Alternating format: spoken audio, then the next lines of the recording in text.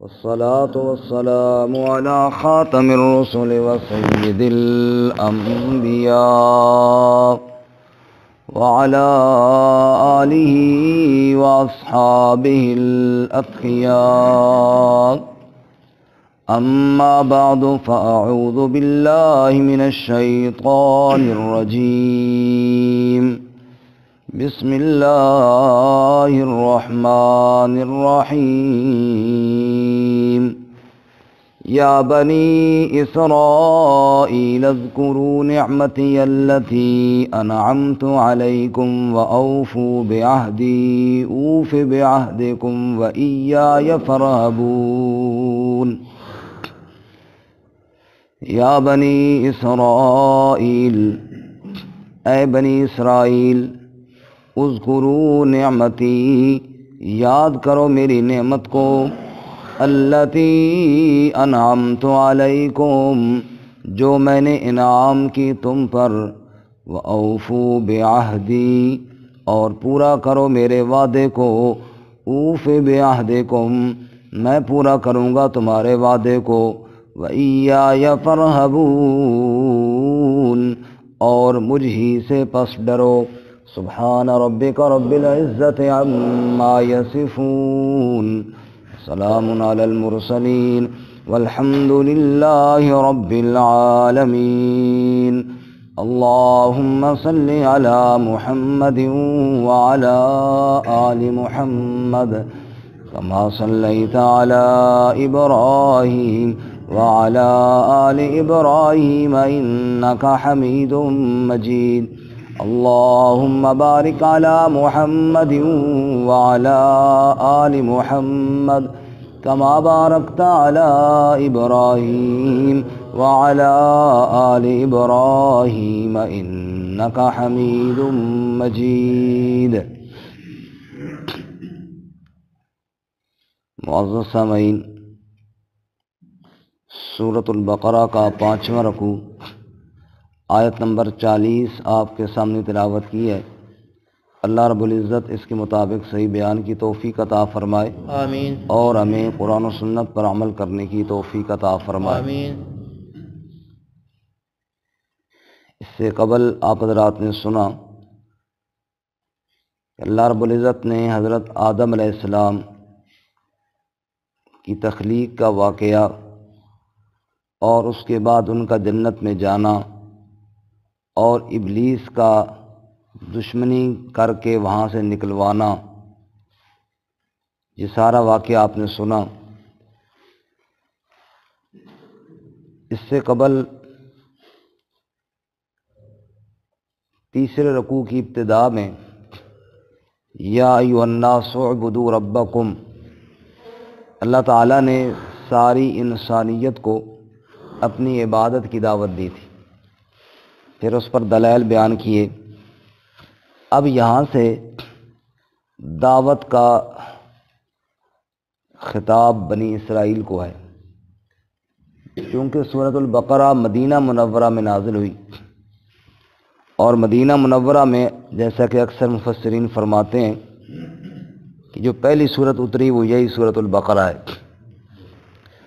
اور مدینہ میں بنی اسرائیل یعنی یہودی ان کی کثرت تھی اور یہ آباد تھے وہاں پر، اور ان کا بڑا اثر و رسوخ تھا، خاص کر ان کے دو بڑے جو قبیلے وہاں پر موجود تھے، بنو نذیر اور بنو قریظہ، ان کا لوگ بڑا احترام کرتے تھے، کیونکہ یہ پڑھے لکھے لوگ تھے اور اہل کتاب تھے، لوگ ان کی طرف رجوع کرتے، مسائل میں رجوع کرتے یا دیگر باتوں میں ان کا بڑا احترام ہوتا تھا،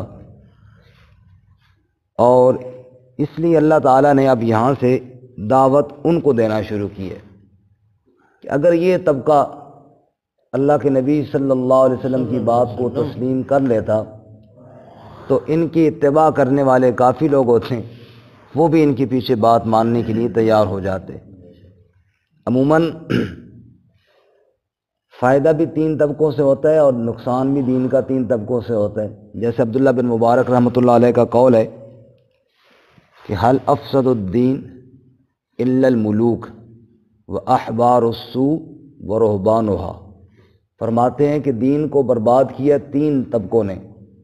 ایک بادشاہوں نے، جو خواہش پرست بادشاہ ہوتے ہیں، اپنی خواہشات کے لیے دینداروں کو دباتے ہیں اور بے حیائیوں کو ملک میں عام کرتے ہیں۔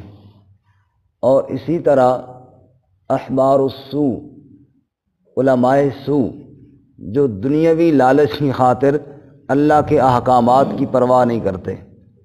اور نمبر 3 رہبانہا، وہ راہب اور پیر جو جاہل ہوتے ہیں اور دین سے ناآشنا ہوتے ہیں اور لوگ ان کی بات ماننے کے لیے تیار ہوتے ہیں، تو ان کو خود تو دین کا پتہ ہوتا کوئی نہیں ہے، پھر وہ بگاڑ پیدا کرتے ہیں۔ تو ان کے پیچھے لوگ ہوتے ہیں، اگر یہ سیدھے رہیں تو فائدہ ہوتا ہے، اور اگر یہ بگڑ جائیں اور خواہش کے پیچھے چل جائیں تو نقصان بھی بہت ہوتا ہے۔ کیونکہ یہ یہاں پر بڑے ان کا اثر و رسوخ تھا، ان میں علماء بھی تھے اور ان کے راہب اور بزرگ بھی تھے، لوگ ان کی بات کو مانتے تھے، تو اللہ تعالیٰ نے دعوت دینے کا خطاب ان کی طرف موڑا اور فرمایا یا بنی اسرائیل، اے بنی اسرائیل۔ بنی تو ہو گیا اولاد، اسرائیل، یہ اسراء اور ایل یہ دو الگ الگ لفظ ہیں، ایک لفظ نہیں ہے اسرائیل، اسرائیل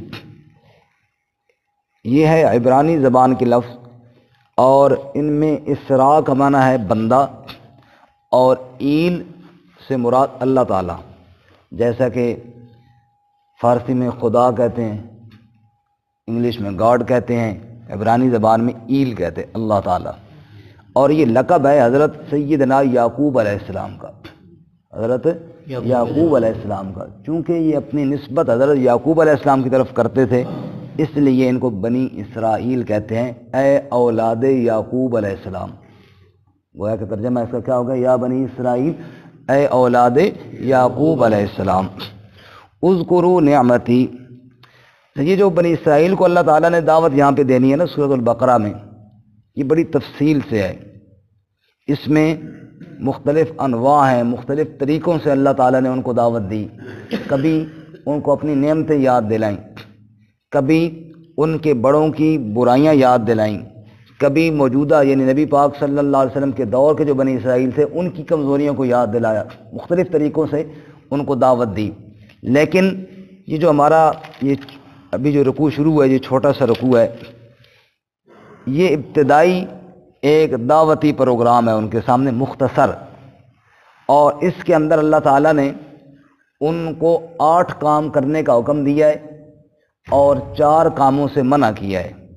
گویا کہ یہ چھوٹا سا یہ رکوع ابھی ہم نے جو شروع کیا ہے، اس میں 8 اوامر ہیں، امر ہیں، حکم ہیں، اور 4 نواہی ہیں، 4 کاموں سے منع کیا گیا ہے، روکا گیا ہے۔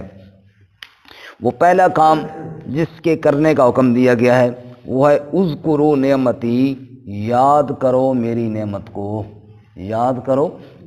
ایک تو اللہ تعالیٰ کی وہ نعمتیں ہیں جو ساری انسانیت کے لیے عام ہیں، انسانوں پر اللہ کی بے شمار نعمتیں ہیں جن کو انسان گن نہیں سکتے۔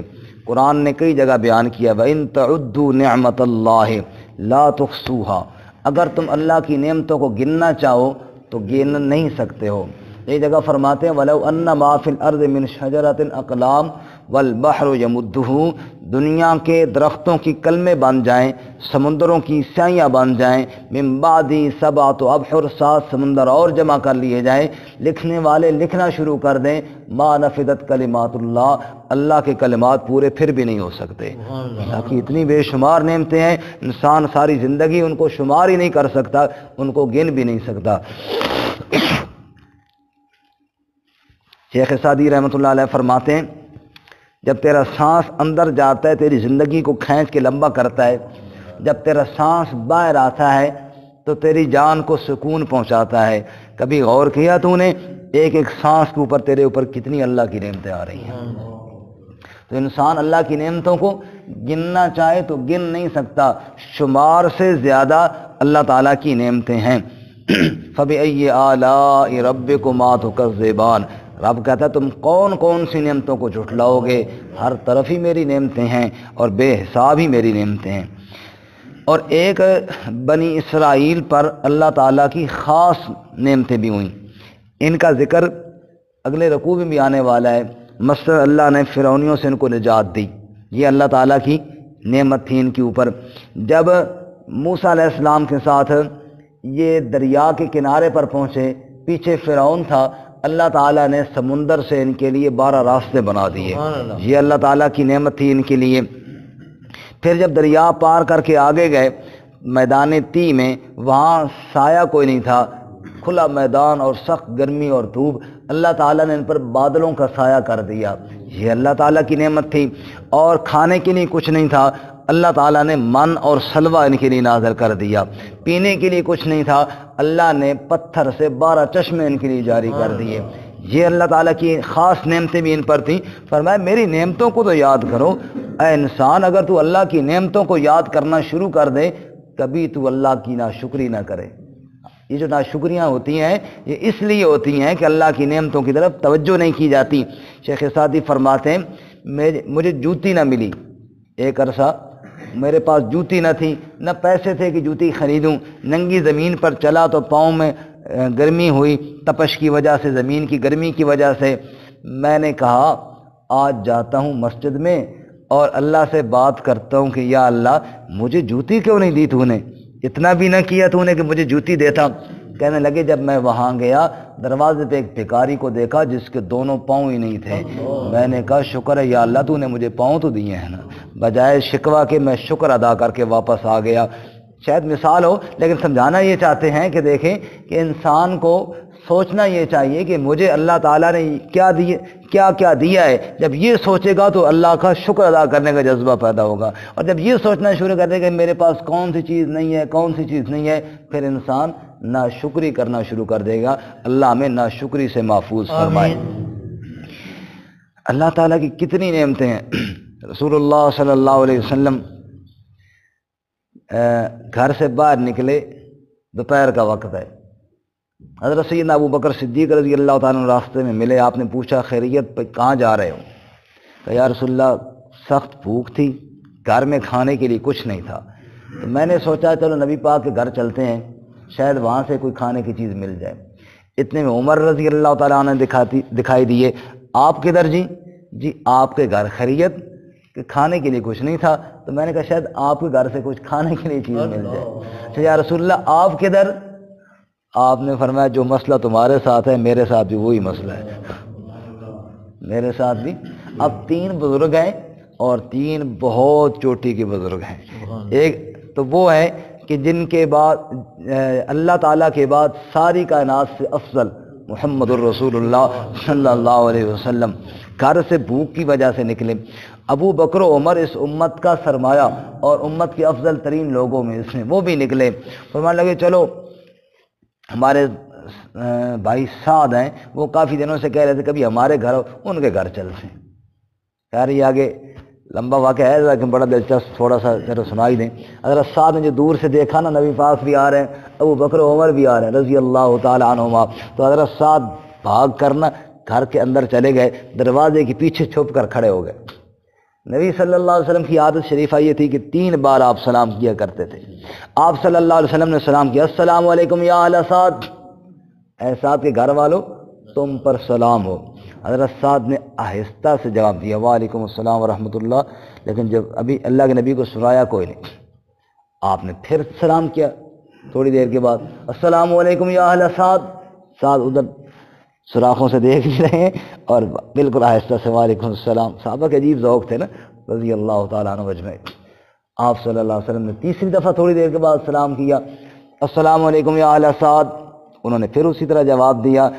آپ نے فرمایا چلو بھائی سعد بھی گھر کوئی نہیں، اللہ کی مرضی واپس چلے۔ معلوم ہوا عالم الغیب کون ہے؟ اللہ کی ذات ہے، ورنہ تو سعد تو پیچھے کھڑے ہوئے تھے۔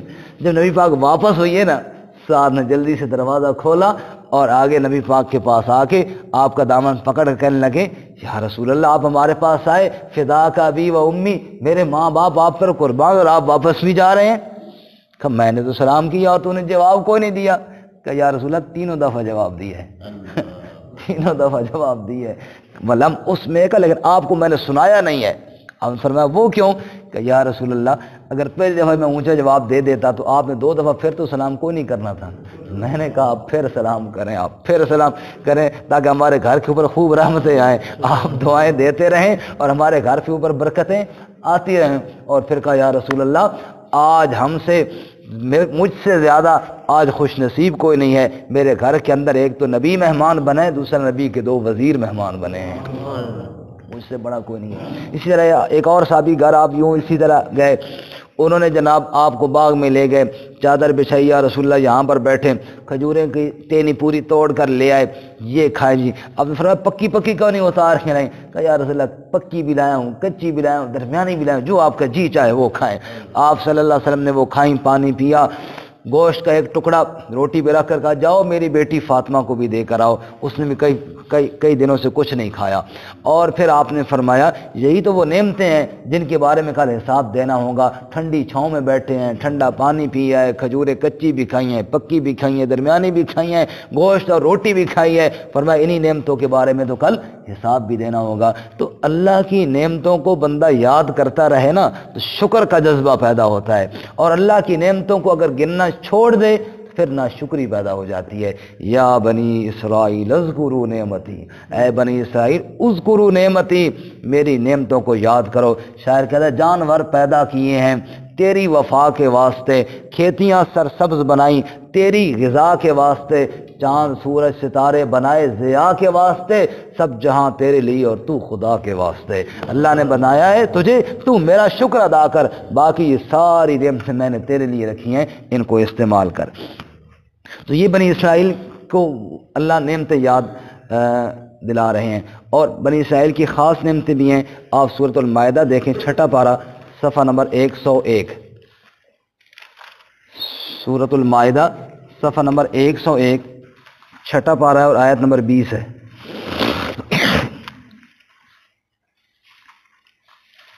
آیت نمبر 20 سورۃ المائدہ.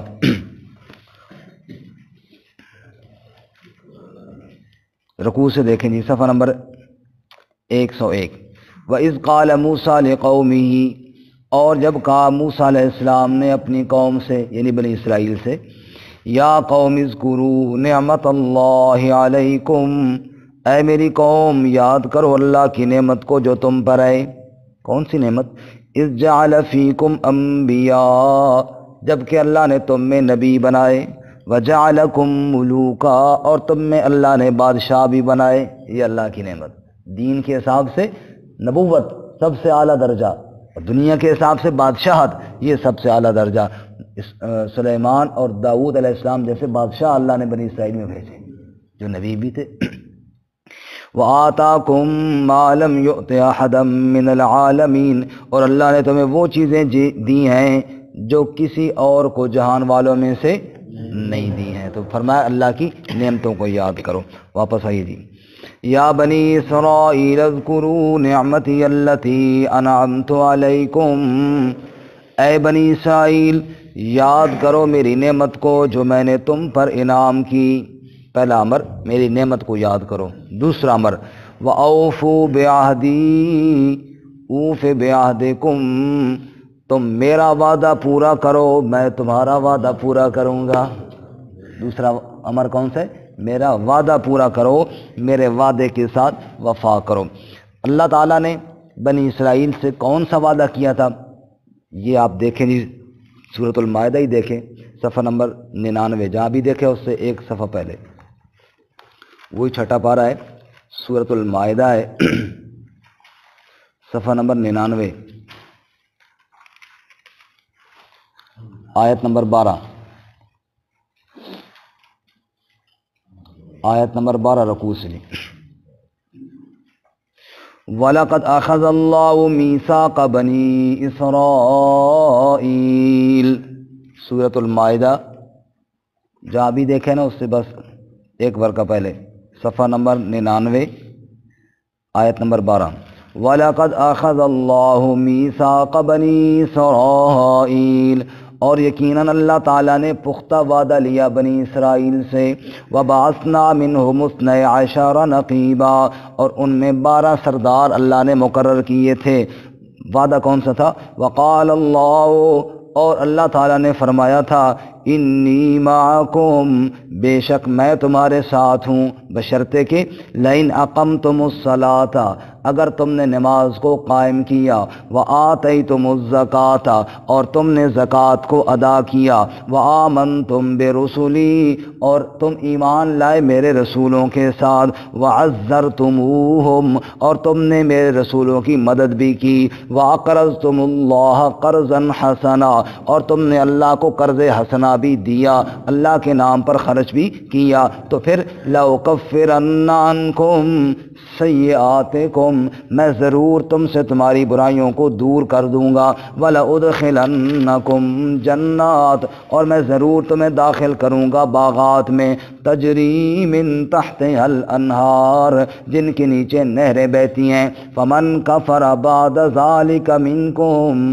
فقد ضل سواء السبیل، پس جس نے انکار کیا تم میں سے اس کے بعد وہ پٹک گیا سیدھے راستے سے۔ وہ کیا ہو گیا؟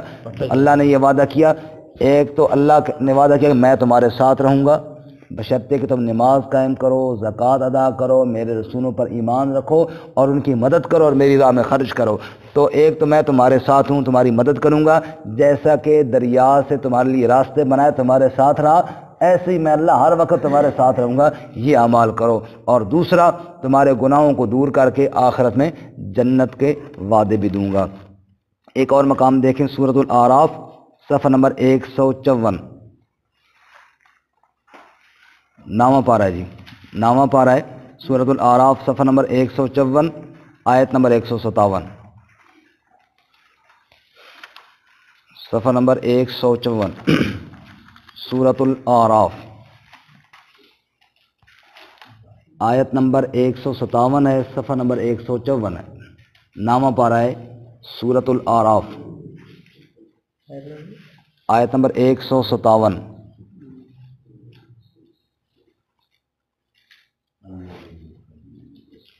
الذین یتبعون الرسول النبی الامی، وہ لوگ جو اتباع کرتے ہیں رسول کی۔ کون سا رسول؟ جو نبی امی ہے، امی ماں والا، جو کسی سے پڑھنے کے لیے نہیں گیا۔ الذی یجدونہ، وہ رسول کی جس کو وہ لوگ اہل کتاب پاتے ہیں، مکتوباً عندہم، لکھا ہوا اپنے پاس، فی التوراۃ والانجیل، تورات میں بھی اور اس نبی کا تذکرہ وہاں بھی لکھا ہوا۔ وہ نبی کیا کہتا ہے؟ یأمرہم بالمعروف، وہ حکم کرتا ہے ان کو بھلائیوں کا، وینہاہم عن المنکر، اور منع کرتا ہے ان کو برائیوں سے، ویحل لہم الطیبات، اور حلال کرتا ہے ان کے لیے پاکیزہ چیزیں۔ کئی جہالت کی وجہ سے انہوں نے اپنے اوپر حرام کی ہوئی ہیں، نبی پاک نے حلال کی۔ یا اسی طرح جیسے مال غنیمت کا استعمال بنی اسرائیل پر تو جائز نہیں تھا، یحل لہم الطیبات، اس نبی نے پاکیزہ چیزیں حلال کر دی ان کے لیے۔ اسی طرح قربانی کا گوشت پہلے حلال نہیں تھا، وہ ایک جگہ رکھ دی جاتی تھی، بجلی آ کر اس کو جلا دیتی تھیں، اب نبی پاک صلی اللہ علیہ وسلم کی شریعت میں وہ کیا ہو گیا جی؟ حلال ہو گیا۔ تو یہ وہ نبی ہے یحل لہم الطیبات، حلال کرتا ہے ان کے لیے پاکیزہ چیزیں، ویحرم علیہم الخبائث، اور حرام کرتا ہے ان کے اوپر خبیث چیزیں، بری چیزیں جو حرام ہیں، ناپاک چیزیں ہیں، وہ ان کو حرام کرتا ہے، باقی پاکیزہ چیزیں نبی نے ان کے لیے حلال کر دیں۔ وَيَضَعُ عَنْهُمْ إِصْرَهُمْ، اور ہٹا دیے ان سے بوجھ، والاغلال، اور توق، التی کانت علیہم، جو ان پر پہلے سے تھے۔ ابھی ہم سورۃ البقرہ میں انشاءاللہ پڑھیں گے کہ بنی اسرائیل نے بچھڑے کو معبود بنایا نا، تو توبہ کا طریقہ یہ ہوا کہ ایک قتل کرو، جنہوں نے بچھڑے کی عبادت کیا ان کو کیا کیا جائے؟ قتل کی جائے، تب توبہ قبول ہوگی۔ یہ کتنا مشکل طریقہ تھا توبہ کا کہ اپنی جان کو مارو تب اللہ معاف کریں گے۔ تو یہ بوجھ تھے جو اللہ کے نبی صلی اللہ علیہ وسلم کے آنے کے بعد آسان ہوئے، بھائی بیٹھ کے اللہ سے معافی مانگو، اللہ معاف کر دیں گے۔ سبحان اللہ، یہ بوجھ نبی نے ہٹائے۔ نبی صلی اللہ علیہ وسلم نے وہ بنی اسرائیل پر جو بوجھ تھے نا، وہ آپ صلی اللہ علیہ وسلم نے ہٹائے۔ وہ جو گلے میں توق پڑے تھے، وہ اللہ نے آخری نبی کی وجہ سے وہ توق ان کے گلوں سے نکالے، اللہ نے آسانیاں فرمائیں۔ آخری نبی کے ساتھ اللہ نے بہت کرم والا معاملہ فرمایا، آخری امت کے ساتھ اللہ نے بہت احسان والا معاملہ فرمایا۔ تو یہ وہ نبی ہیں جو یہ چیزیں لے کر آئے۔ آگے فالذین آمنوا بہ، پس وہ لوگ جو ایمان لائے اس کے ساتھ۔ اب یہ تورات و انجیل میں باتیں تو لکھی تھیں، ان یہودیوں کے پاس بھی لکھی ہوئی تھیں، اب حکم کیا تھا کہ انہوں نے ایمان لانا ہے، یہ اللہ کا حکم تھا، یہ اللہ کا وعدہ تھا۔ فالذین آمنوا بہ، پس وہ لوگ جو ایمان لائے اس نبی کے ساتھ، وعزروہ، اور آپ صلی اللہ علیہ وسلم کے ساتھ تعاون کیا، ونصروہ، اور آپ کی نصرت کی، واتبعوا النور الذی انزل معہ، اور اس نور کی اتباع کی جو آپ کے ساتھ نازل ہوا، یعنی قرآن کی، اولئک هم المفلحون، یہ لوگ فلاح پانے والے ہیں، کامیاب ہونے والے ہیں۔ تو گویا کہ اللہ نے بنی اسرائیل سے یہ کہا تھا، یہ جو نبی تمہارے پاس جس کا تذکرہ ہے نا تورات و انجیل میں، یہ نبی بوجھ ہلکے کرنے والا ہے، یہ نبی تمہیں سیدھے راستے پہ لگانے والا ہے، یہ نبی تمہیں سہولتیں مہیا کرنے والا ہے، تم نے اس کی اتباع کرنی ہے اور میں نے تمہیں کامیاب کرنا ہے، تم نے اس کی اتباع کرنی ہے، میں نے تمہیں کامیاب کرنا ہے۔ یہ جو وعدہ اللہ کے ساتھ کیا تھا نا، اس کو پورا کرو۔ واپس آئیے جی، یا بنی اسرائیل اذکروا نعمتی التی انعمت علیکم، اے بنی اسرائیل یاد کرو میری نعمت کو جو میں نے تم پر انعام کی تھی، وَأَوْفُوا بِعَہْدِی، اور پورا کرو تم میرے وعدے کو، اوف بعہدکم، میں پورا کروں گا تمہارے وعدے کو۔ تم میرے نبی پر ایمان لاؤ، میری آیات کے اوپر ایمان لاؤ، یہ وعدہ تم پورا کرو اور میں وعدہ پورا کروں گا۔ ایک تو اپنی مدد تمہارے ساتھ رکھوں گا، دوسرا تمہارے گناہوں کو معاف کر کے تمہیں جنت بھی عطا کروں گا۔ تم اپنا وعدہ پورا کرو، میں اللہ اپنا وعدہ جو تمہارے ساتھ کیا وہ پورا کروں گا۔ دو امر ہو گئے جی، تیسرا امر اور آخری، وَإِيَّايَ فَارْهَبُونِ، اور مجھ ہی سے پس ڈرو، مجھ ہی سے پس ڈرو۔ تم دنیا والوں کا ڈر دل سے نکال دو کہ جناب ہم ایمان لائیں گے تو لوگ کیا کہیں گے۔ یہ بھی ایک ہوتا ہے نا کہ لوگ کیا کہیں گے، اور جی داڑھی رکھ لوں گا لوگ کیا کہیں گے، کہ لوگ کہتے ہیں جی لوگ کہیں گے یار یہ بابا بن گیا جی، اس وجہ سے اپنی آخرت برباد کر دی، اس وجہ سے کہ لوگ کیا کہیں گے اپنی آخرت برباد کر دی، صرف اس وجہ سے کہ لوگ کیا کہیں گے۔ ان کو بھی بعض لوگوں کو یہ تھا ہم ایمان لے آئیں گے تو لوگ کیا کہیں گے۔ آپ صلی اللہ علیہ وسلم نے فرمایا نا کہ چچا جی میرے کان میں تو کلمہ کہہ دو، اور انہوں نے جواب میں کہا وَلَقَدْ عَلِمْتُ بِأَنَّ دِينَ مُحَمَّدٍ خَيْرُ أَدْيَانِ الْبَرِيَّةِ دِينًا، میں جانتا ہوں میرے بھتیجے تیرا دین سچا دین ہے، اس میں کوئی شک نہیں، تو جو دعوت دے رہا ہے سچی دعوت ہے، تیری دعوت کے اوپر مجھے 100% یقین ہے کہ سچا دین ہے، میں مانتا ہوں، میں بالکل پتہ ہے مجھے۔ مسئلہ صرف یہ ہے کہ پڑھتا اس لیے نہیں ہوں کہ لوگ کہیں گے موت دیکھی ہے تو باپ دادا کے دین کو چھوڑ دیا ہے، اخترت النار وترکت العار، مجھے نار تو پسند ہے، لوگوں کی آر پسند نہیں ہے۔ لوگ کیا کہیں گے، لوگ کیا کہیں گے، بس یہ بات جو ہے نا ہم خود بھی دیکھ لیں نا، ہماری زندگی اکثر تو لوگوں کے لیے ہوتی ہے، یہ کام کرو جی لوگ کیا کہیں گے، یہ کیا تو لوگ کیا کہیں گے جی، لوگ کیا کہیں گے اپنی آخرت بعض دفعہ ہم برباد ہی بعض دفعہ نہیں اکثر دفعہ برباد کر دیتے ہیں بس لوگوں کی وجہ سے۔ اللہ تعالیٰ ہمیں اپنی رضا کے لیے عمل کرنے کی توفیق عطا فرمائے۔ لا یخافون فی اللہ لومۃ لائم، فرماتے ہیں میرے بندے وہ ہیں، اللہ فرماتے ہیں لا یخافون فی اللہ لومۃ لائم، وہ کسی ملامت کرنے والے کی ملامت کی پرواہ نہیں کرتے۔ حضرت عثمان رضی اللہ تعالیٰ عنہ نا حدیبیہ کے مقام پر جب قاصد بن کر مکہ میں گئے تو سعید ابن ابان جو حضرت عثمان کے چچا زاد بھائی تھے ان سے ملے کہ میں مذاکرات کرنے آیا ہوں، تو کون کون سردار ہیں، کس سے بات کروں وغیرہ وغیرہ۔ تو ان سے جب مشورہ کیا تو سعید ابن ابان نے حضرت عثمان سے کہا لقد اخزیت قومک یا عثمان، عثمان تو نے تو اپنی برادری کی ناک کٹوا دی۔ کہ خیر ہو جی میں نے کس طرح ناک کٹوا دی؟ کہ دیکھ تو سردار ہے، ہم بھی مکے کے سردار ہیں، ہم وڈیرے لوگ ہیں، تجھے پتہ ہے آ تو رہا ہے سرداروں سے ملنے کے لیے، مذاکرات کرنے کے لیے، اور لباس تو نے پہنے ہوئے چادر ٹخنوں سے اوپر رکھی ہوئی ہے، یہ تو فقیروں کا اور یہاں کے غلاموں کا لباس ایسا ہوتا ہے، سرداروں کی چادر لمبی ہوتی ہے، یہ رواج ہے، سردار چادر گھسیٹ کے چلتے ہیں، دیکھنے والوں کو پتہ چلتا ہے سردار آ رہا ہے، تو غلاموں کی تیرا لباس پہن کے سرداروں سے ملنے جا رہا ہے، تو نے تو اپنی قوم کی ناک ہی کٹوا دی۔ حضرت عثمان نے فرمایا، یہ آر دلائی نا اس نے، یہی آر ہوتی، لوگ کیا کہیں گے، سمجھے، لوگ کیا کہیں گے کہ یہ فقیروں کا لباس پہن کے اس نے آر دلوائی۔ عثمان نے جواب میں فرمایا، میرے بھائی تجھ سے جو بات میں نے پوچھی ہے تو وہ بتا، یہ نہ بتا کہ میرا لباس کیسا ہے۔ تم اور دنیا میں رہتے ہو، ہم اور دنیا میں رہتے ہیں، جہاں تم رہتے ہو وہاں سرداریاں دیکھی جاتی ہیں، جہاں ہم رہتے ہیں وہاں محمد کی تابعداریاں دیکھی جاتی ہیں صلی اللہ علیہ وسلم۔ یہ چھوڑ لوگ کیا کہیں، کہنے دو لوگوں کو جو کہنا ہے، میں یہاں سردار بن کے نہیں، محمد عربی کا غلام بن کے جا رہا ہوں، اور مجھے یہ بات فخر ہے میرے لیے کہ مجھے کوئی محمد عربی صلی اللہ علیہ وسلم کا غلام سمجھے، ہمارے لیے یہی بات فخر کی ہے۔ تو اللہ تعالیٰ ہمیں بھی عمل کی توفیق عطا فرمائے۔ تو یہ 3 امر آج کے سبق میں ہم نے پڑھ لیے۔ پہلا امر اذکروا نعمتی، میری نعمت کو یاد کرو۔ دوسرا امر اوفوا بعہدی، میرے وعدے کو پورا کرو۔ اور تیسرا امر ایایا فرہبون، مجھ سے ڈرو۔ ترجمہ دوبارہ سن لیں۔ یا بنی اسرائیل، اے بنی اسرائیل، اذکروا نعمتی التی انعمت علیکم، یاد کرو میری نعمت کو جو میں نے تم پر انعام کی۔